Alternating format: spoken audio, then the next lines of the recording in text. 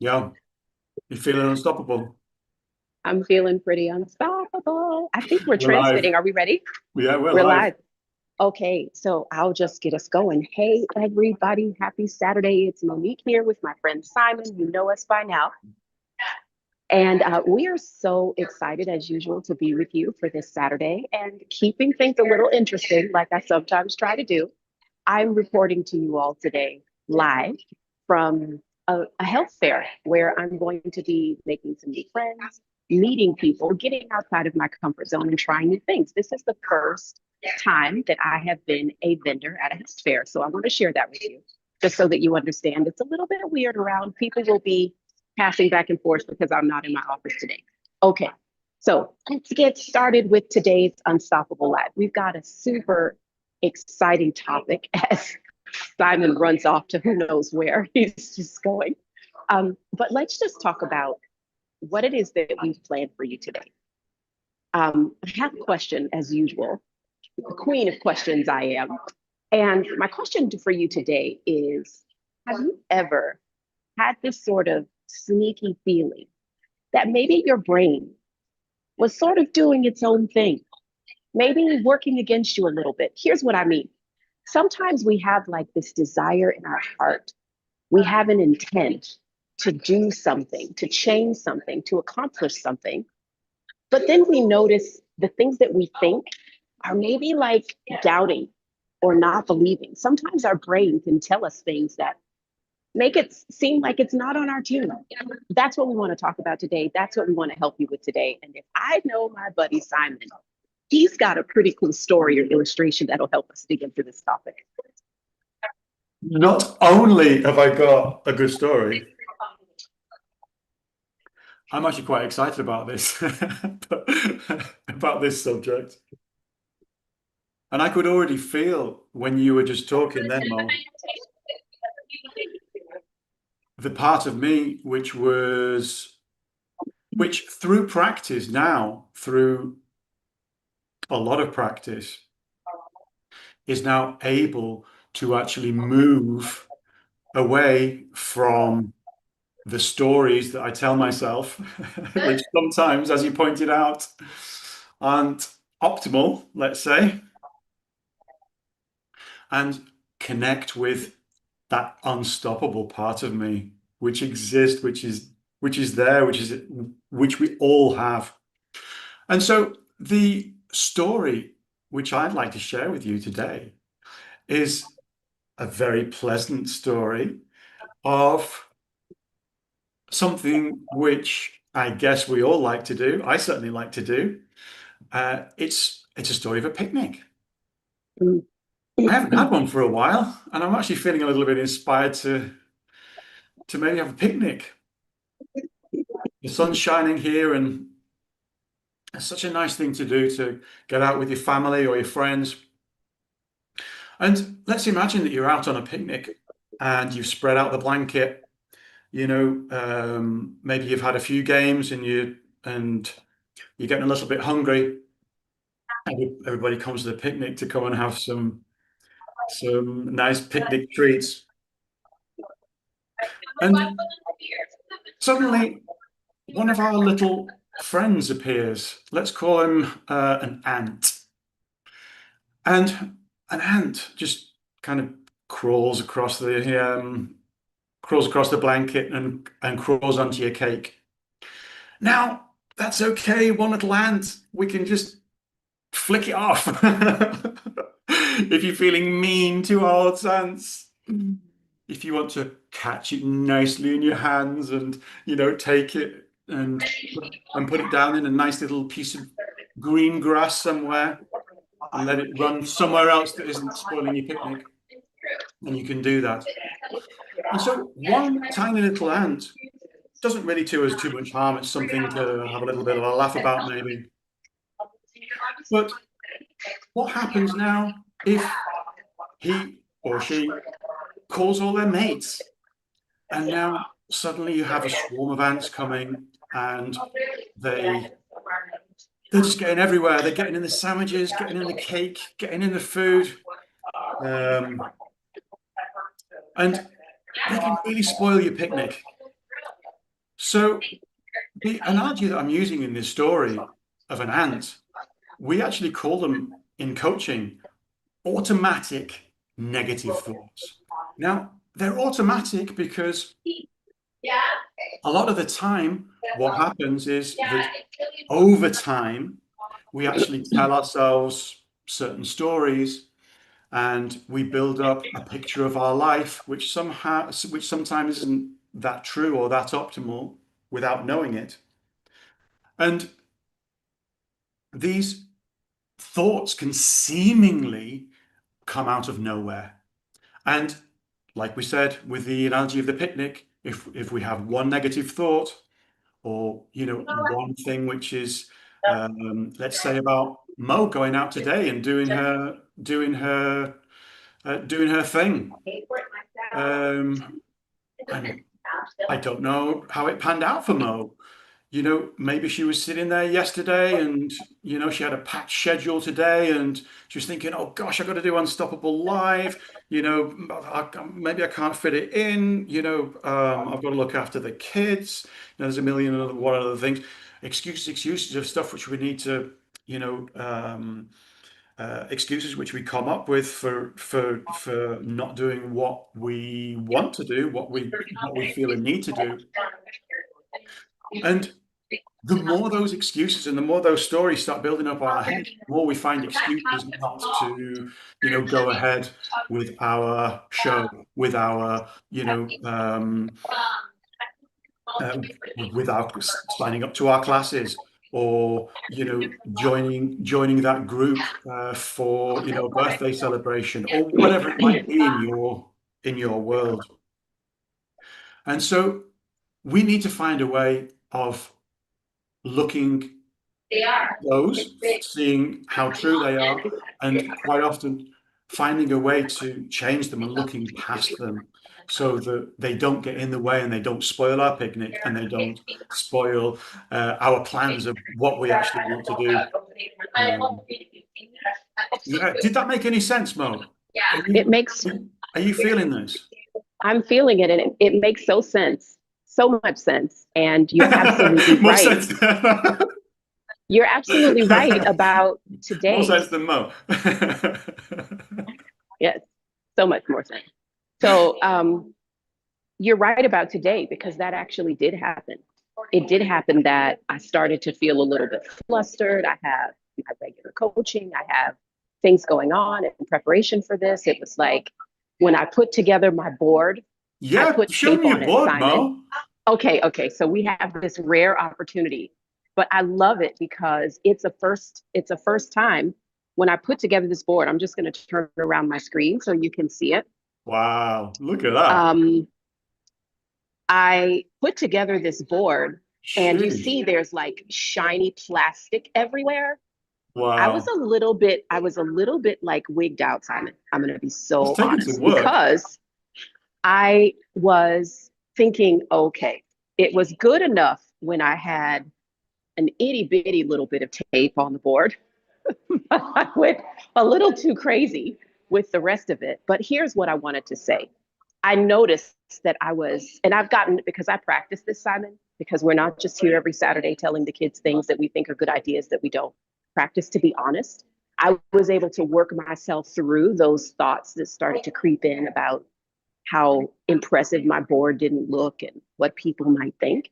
Um, when I notice those little thoughts, like 1 and 2 creeping in, then I get into, oh, how do I move past this mode?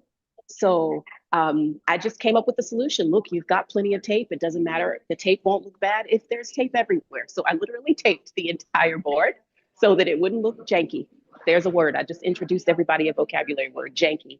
So the automatic negative thoughts that you're speaking about, it happens to all of us. And I love to teach people how to get good at noticing them. Because when you can notice the thoughts, Simon, I used to be the person who didn't notice the automatic negative thoughts. I only knew that I was having automatic negative thoughts because when I spoke with a coach, they said to me, and it was actually not a coach, it was a mentor, you can tell what you're thinking by what's happening to you. What's going on? What results are you getting? What actions are you taking? You can tell what kind of thoughts you're having because of that. So for me, that's very powerful and very telling way to like catch those automatic negative thoughts. Because if you're acting um, not like you desire, if you're not doing the things that you want to do, pretty pretty often there's some kind of automatic negative thought that's going on. There's something that's maybe discouraging you that you're thinking. Um, and as you said, Simon, it's okay if there's just one, but we get into a little bit of trouble if we don't notice the one and kindly put it aside. I love what you said about being kind to the ants. We don't need to criticize the thoughts, they're normal. Everybody has them. But when we notice those automatic negative thoughts, we want to do something about it because otherwise, then more and more will creep in. It's funny that you're talking about ants today. I'm a little bit all over the place, Simon, but my kids, if they, and hopefully they'll never do this, but if they decided to shame me on the internet, they would tell everybody that I'm like some kind of insane person when it comes to ants in the kitchen. Every spring, one or two little ants start crawling around our kitchen looking to see who has started slacking on their crumb cleaning practice. And if they find a crumb on the counter, sure enough, they take a nibble and they go back and they tell a buddy. And before you know it, there is literally this avalanche of ants everywhere, taking all of these crazy paths and leaving a trail for the others to follow. So I absolutely love the acronym. That's so clever, automatic negative thoughts. And we don't want to invite them to the picnic. So we're going to kindly put them aside. Super fantastic. Super fantastic illustration, Simon. I love it. Yeah, yeah, cool. So I love that. And yeah, I love the way that you shared and uh, your story of today, which is which is a great example, and how you actually got through that. Because quite often, like you said, we don't actually realize, number one, that these things are going on. We just kind of feel we we just kind of totally buy into it without even Mhm. questioning it. Exactly. These thoughts that are coming into our head. And I think that's what you were explaining, correct me if I'm wrong, when you started working with your mentor or your coach, that they pointed out Mhm. that you were having these, and actually, perhaps you didn't actually have to just believe them all the time. Right, right, right. and and so, firstly, realizing that, and secondly, realizing that we all have them. Mhm. Everybody has them. From the King of England, down to us lowly peasants. Everybody has doubts. As Yes. to know, what are people going to think of my board tomorrow? Oh, the tape looks daft. What am I doing? Oh, let's just give it. So anyway, we like a good challenge, Yes. don't we, Bring it Mo? on. Bring it We like a good on. You challenge. can't see me flexing. We're ready. I've got a good challenge for you this week. And this week, we are going to, I'm going to get my little book. We are going to be the ant detective. This is my ant detective book. Oh, wow. And actually, it isn't. I just kind of showed it because it looked like a bit of a detective book and it looked quite cool. This is actually my ant detective book. And guess who gave me this? Guess where this came Give me from? that. Guess where this came from? Oh, I know who gave you that. An X01. The Chief friend over X01 here, book. making sure you're outfitted with a great strategies for Is it planning. X01 Fantastic. or is it 10X? I'm not It's too sure. 10x, silly. Oh, right, 10X. Yeah, yeah. Who gave me that? Yeah, thanks. Duh. So, so this is one of Mo's lovely presents which she gave me. And actually, this is my automatic negative thought book, detective book. I've got all sorts of things going on here. And what I'm doing at the moment, and have been doing for a while actually, is I'm writing down like a detective, going through my day And when these things appear, like Mo says, first of all, we need to catch it. We need to realize what's going on. We need to just get out of this, just buying into everything which our brain's making up about stuff. Yes. And we can question it.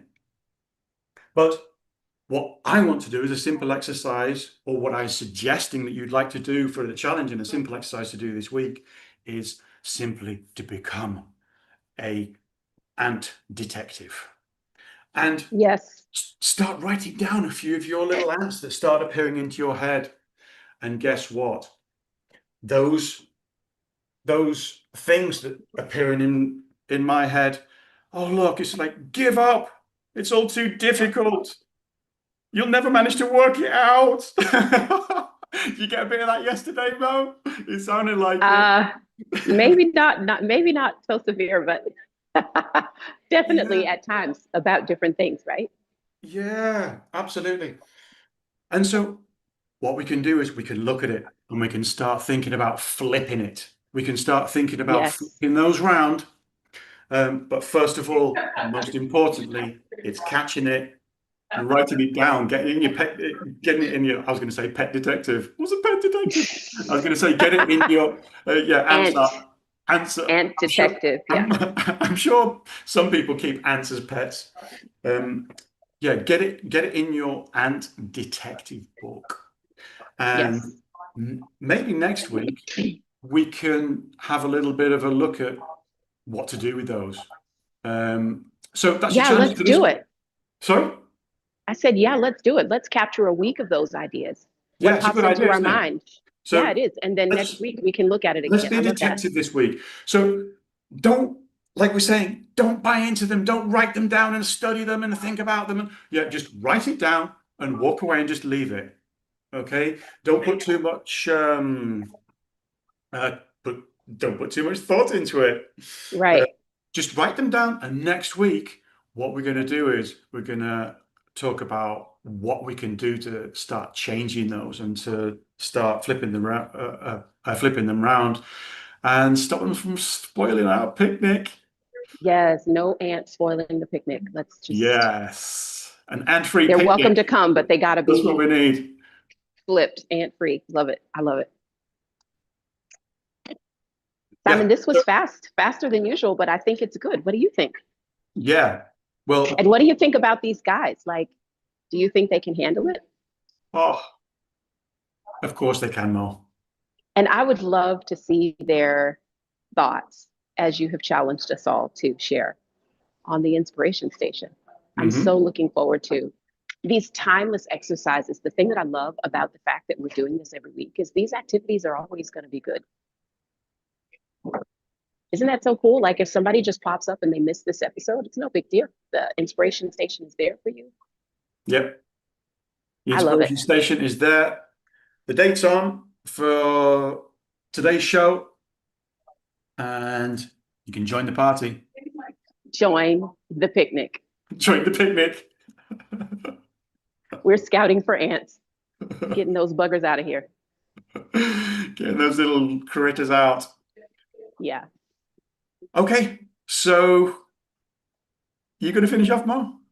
I have no idea. Like I'm dazed. I'm in like health fair mode. Yeah, I exactly. lost it for a second. So yes, let me finish us up and say, guys, we're so grateful that you joined us today and hope that this little chat that we had about the ants that we're all going to be keeping an eye out for now was very useful to you. And as we just said, Simon and I have the utmost belief, deepest confidence in your boldness, your braveness, your unstoppableness. We can't wait to see you next Saturday. Bye, guys. See you next week. Bye.